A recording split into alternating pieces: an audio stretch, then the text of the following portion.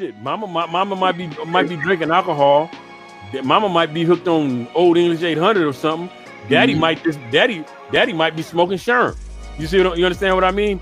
So this is his disposition. So he's in such a fucked up disposition, and he might wish he was in jail rather than going home every night, just because of the situation dealing with what's going on at home. But this also might be what makes him the most violent person in his neighborhood. You understand what I'm saying? Because he got to take his anger out on somebody. And these right here are underlying conditions that a lot of these young people deal with. See, we just see when we see them outside, right? That's all we see. We just see them outside, right? But we don't know what goes on at home. We don't know what the situation is in the household. The situation in the household is something totally different because of the fact that when you go to the household now and you look up, and I knocked on doors, man, believe me, mama comes to the door, mama drunk, daddy comes to the door, daddy might have a rag in his pocket. So I got to sit here and I'm talking to them. But see, the thing about working for Grid, everybody that works for Grid is affiliated. So you know what I mean. When I was working for the Mayor's Office of Gang Reduction Youth Development, everybody was affiliated.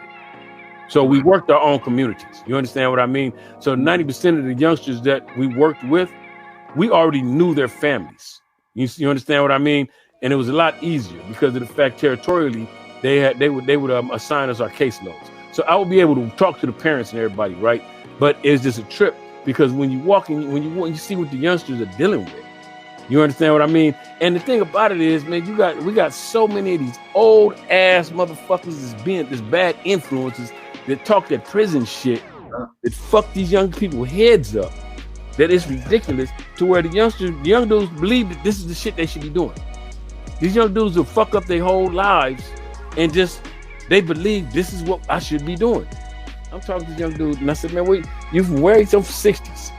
I'm asking him, I said, okay, I'm expecting him to tell me some shit like Crenshaw and motherfucking Slauson, Brian Hurst, some shit, you know what I mean? Some shit I recognize from LA, right?